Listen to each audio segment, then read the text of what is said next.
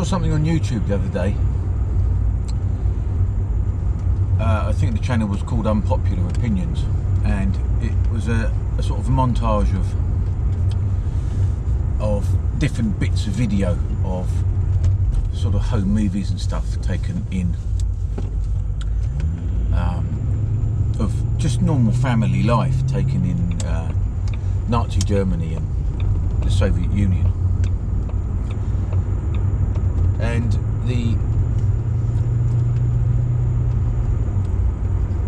the premise of the video was having looking at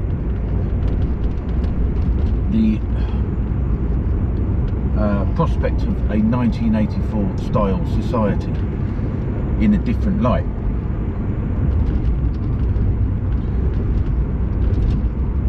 And to our sensibilities in the West, we tend to think of those things as being, those societies as being terrible, and not free societies and totalitarian and dystopian and all the rest of it. And the argument the guy was making, which is not something that I agree with, but I take it on. I'll take the point. Is he saying that even in regimes like that, people can and did build lives, and they had happiness within those lives and within those societies, and of course, there were little pictures of little bits of video of people having picnics in the sunshine and stuff, which even Joe Stalin can't stop you from enjoying. Even the most mad totalitarian on earth can't stop you from enjoying the sunshine. And I wasn't convinced by this argument, and I was trying to think why I wasn't, other than my own predisposition towards freedom almost at any cost. And then I read another article in Unheard, which is that online magazine, talking about the new Middle Ages to come, and with our suspicions and concerns about a so-called new age, the Great Reset, maybe. The idea is that the free societies that we've enjoyed have only been around for 150 or so years at most. With the extension of universal suffrage and ideas of human rights and that kind of thing. I mean, it started earlier in the United States, of course.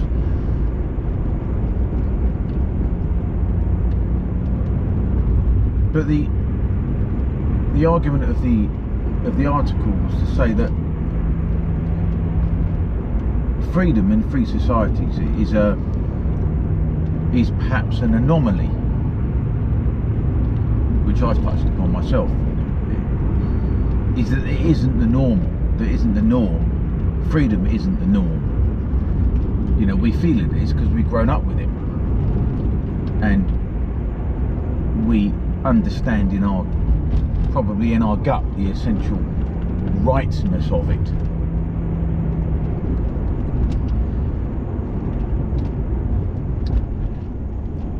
And there's been much talked about,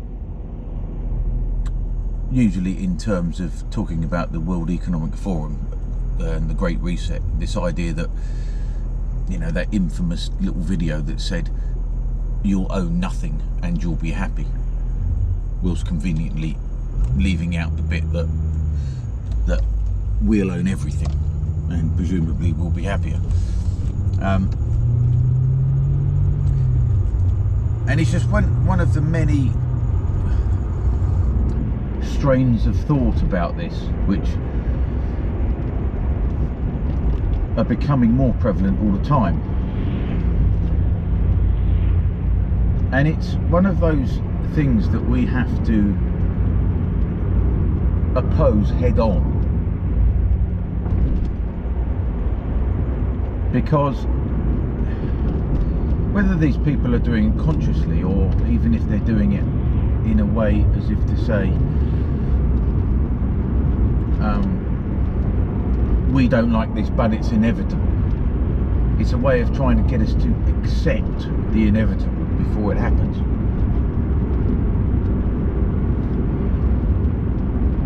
And these things have to be confronted head on, because once that mindset takes hold, you get a self-fulfilling prophecy.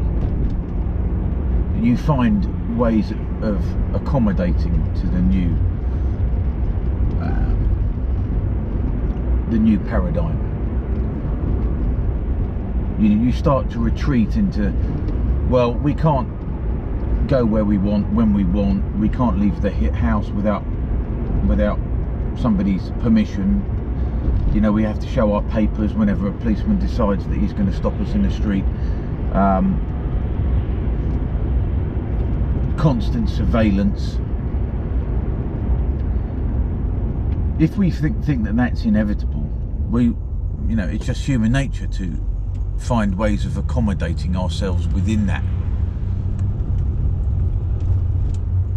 And once you do that, the dam's already beginning to break, because you're already starting to compromise. And this is why freedom has to be defended, well, I believe, every step of the way. And it has to be defended, I would say, at all costs. At all costs. Because once you start giving in to things like that, you give in to this idea that I, as a normal person, I don't matter, because I'm just an ordinary person. But somebody else, and we could call them the elite these days, they're the ones that are going to decide what happens to society. And so we're accepting that they are more important than us. And although democracy has many problems. Oh man, just in front of me there's a Volkswagen camper van with loads and loads of solar panels on it. It's about 100 years old, and it's obviously a right old hippie and that. Cheers me up, things like that. But democracy, in it, when you have democracy and you have one person has one vote, and it doesn't matter who you are, if you're a street sweeper or if you're a billionaire, you still get one vote. Now, obviously, in reality, that doesn't mean that the street sweeper has as much say in how things go as the billionaire. Of course, that's naive to think that. But what it does is it implies that everybody has an equal say. Whether that happens in reality or not is not the point. What the point is that the rules say that one person is not more important than another when it comes down to it. The poorest and most wretched person has as much of a say over choosing the next government as a billionaire does. Now, of course, billionaires, they game the system, don't they? And they use their money and their wealth to make sure that the people they want end up at the top. But that's realpolitik, But the principle is that we all get the same. We all get the same chance. We all get the same chance to decide. And this goes deeper as well, because it goes deep. It goes deeper into the most sort of horrendous upturning of that ideal, and that's in slavery. Now, there's been a lot talked about slavery, and you know, people saying, well, we suffer for slavery and we need reparations and stuff, and we can have that argument, you know, and people will have that argument, and you know, personally I think it's an unworkable thing, but it's just, that is just history and we have to live with it. But the reason that the Black Lives Matter people in particular, and you know, black activists, you know, more generally, have sympathy is because we all know what a disgusting idea it is. We don't have to be told that it's the most disgusting idea imaginable, that one human being, because of who they were born to, has a completely different outlook and outcome to their expected life than another. So if you take it to the obvious example of the slave owners in the American South, a baby born to one of the slave owners will become a slave owner, and a baby born to slaves will become a slave. Now, it's not anybody's, it's not to do with any merit on their part, because they're just babies. They can't, you know, they can't decide who they're born to. So we just know in our gut that that is a disgusting idea, because it meant that the slave owner's son had every possibility for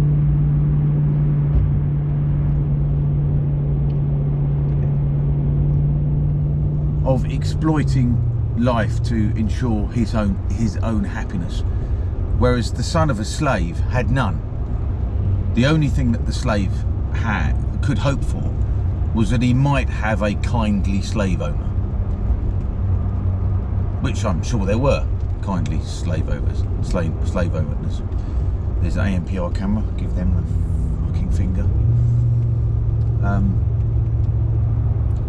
So that's the extent of what they could be able to enjoy their lives with. I mean, obviously they would have wives and they would have a family life, but it was all dependent upon the whims of somebody else. If the slave owner decided to split, yeah, mother from son and father from daughter and husband from wife, that was what would happen. Now we know in our gut, I mean, it seems incredible that we didn't always know that. It just seems unbelievable that we didn't always know that. But you know, obviously at some point we didn't know that. And what is so astonishing is that the founding fathers of the United States were so far-reaching in their principles that they managed to produce something as wonderful as the US Constitution, and yet they were had complete willful blindness about black people and about Native Americans, obviously, as well. But so it seems astonishing that they could say all men are created equal and then have slaves. I mean, it's really difficult to understand.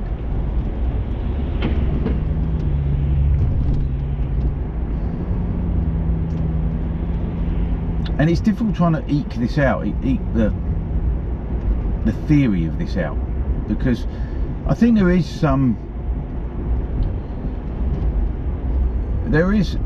currency in the idea that slavery caused racism rather than the other way around. It's a chicken and egg argument, but yeah.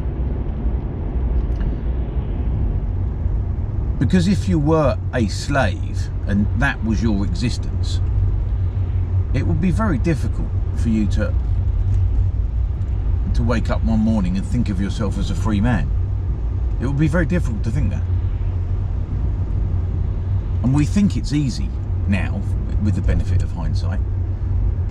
But the fact that the founding fathers of America, who were some of the wisest people that ever lived, if they couldn't see that,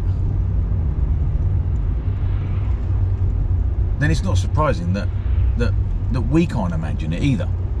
That we can't imagine that somebody who was a slave couldn't perhaps countenance the idea of being free. You know, obviously the original slaves that were taken from Africa, they would have been chafing against that for the entirety of their lives. But by the time it's gone a generation or two, that would have just been seen as normal. But slavery is like the logical and most extreme version of anti-democracy, as the opposite of democracy. And democracy is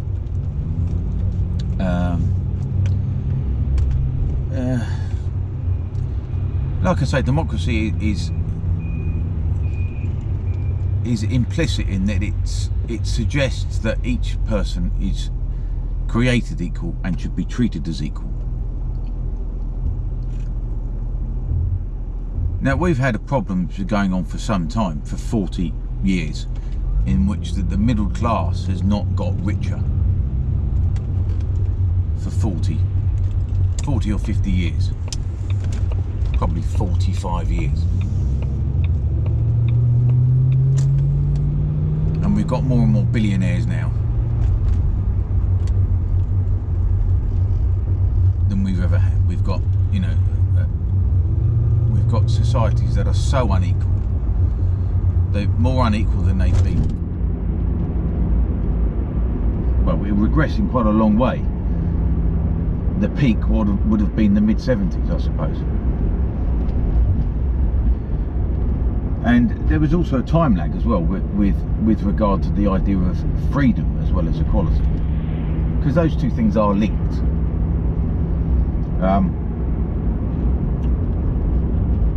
Like the ideas of liberty and democracy were expanding all across the world up until September the 11th, 2001.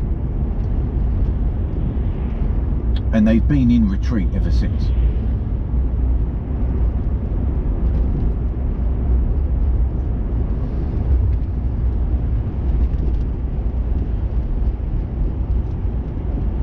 But I'm just losing my thread here a bit because I'm doing this on the fly. But when you get articles like that saying welcome to the new Middle Ages, its tone is one of defeatism. It's saying this is inevitable, we're going back to becoming serfs and there's nothing that we can do about it. And one of the best ways of ensuring that this will happen is to start giving ground now. And this is why it shouldn't be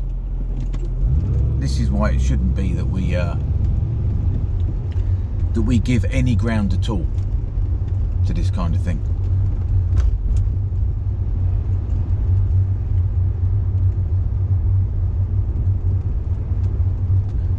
The idea of freedom, which I have to try and define as, I suppose I would define it as personal autonomy as much as is possible. Now, it's a nebulous concept at the best of times, and it's becoming an increasingly hard sell in these times of this COVID bollocks.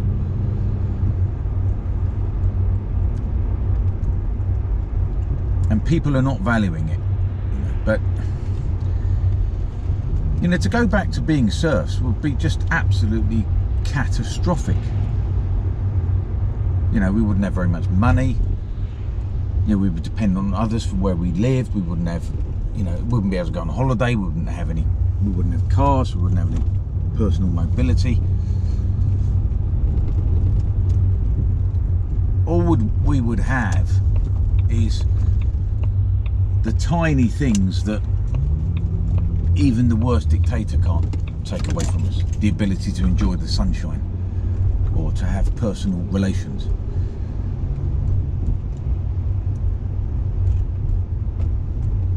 But even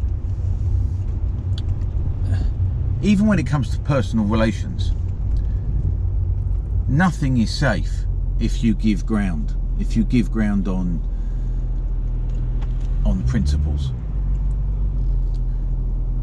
Do you remember Braveheart, the film Braveheart? And one of the ways to sort of, what would you say? You know, to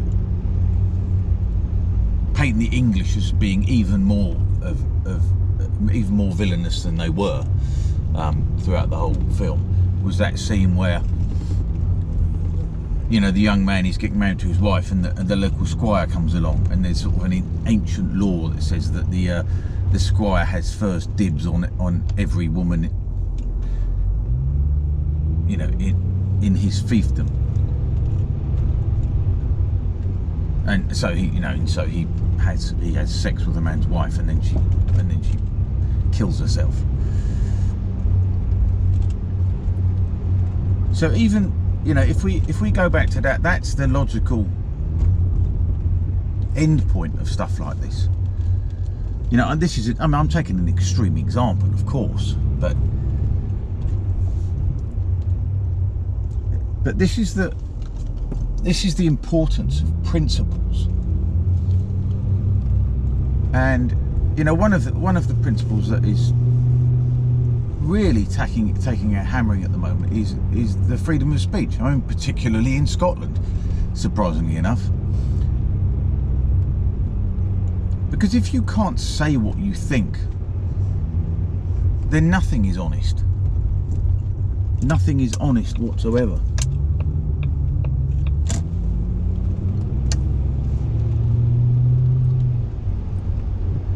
You know, I mean, it's particularly, the proposals are pretty bad, you know, horrendous in Scotland, but they're also pretty bad in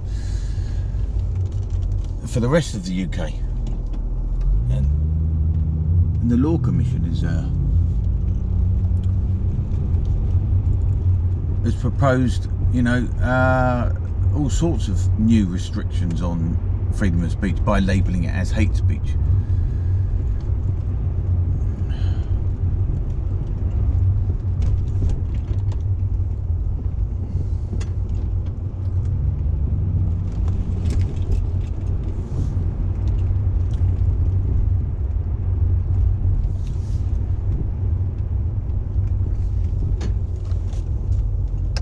But I haven't really ordered my thoughts very much about this. I've just been thinking about this for a day or so, and you know, this is me just sort of publicly working through them. But there are so many things which are so valuable to us, which we know to be valuable, and yet we don't defend them. And then you get articles like that saying welcome to the new Middle Ages, and the guy who wrote it wasn't proposing any resistance to it. He was just, the implication was just get used to it, because that's what's happening.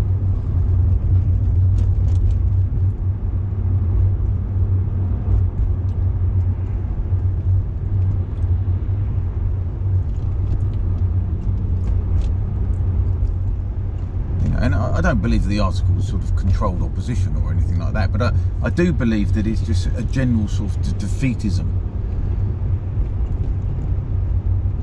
a sort of lack of believing in the value of these things which are obviously valuable, that are obviously invaluable, in fact. And to sort of make accommodations with yourself. Say, oh, well, it's not so bad. We can still enjoy a picnic. We can still, you know, we can still enjoy the sunshine. But, you know, you're just enjoying a picnic, you know, minding your own business with your family, enjoying a picnic, and then, you know, a couple of policemen come along and start asking you for your papers. You know, and you're not allowed to refuse. You know, you know, that will be the new. This is the new normal they're trying to engender here. The idea that, and this is what all this ridiculous and quite horrendous idea of these freedom passes, that, oh, you get a vaccination, now you can go about your business, as if our freedom is bequeathed to us by the government of the day, and it absolutely fucking is not. Freedom is ours intrinsically. It's not to be gifted to us by the goodness of Defeffel fucking Johnson and Mengele Mac Hancock.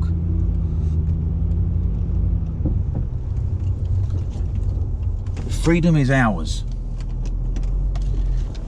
in an inalienable way, and as soon as we give up on that,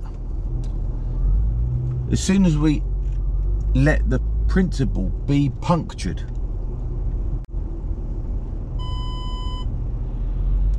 you know, we're on a losing wicket then. Because once we've allowed them to say, well, you can have your freedom if you do this, then that's not freedom, that's being out on license. And this is what I've been saying for years about surveillance, and people just ignore it and they just think, oh, don't worry about it, it's not serious, so what, I haven't got anything to hide. Because surveillance is an implication that you are not to be trusted, and that, you know, we all know that you're not to be trusted, and you know that you're not to be trusted. And, well, you know, what do you do with people who aren't trustworthy? You know, what do you do with people who aren't trustworthy? You've got to watch them, you know.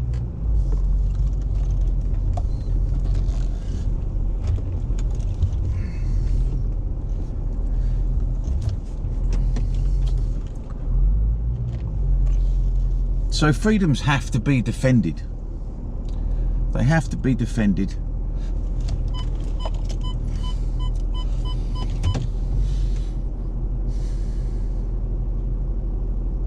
They have to be faced down and defended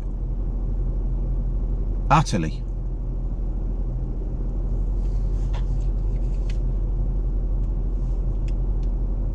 There's no other way.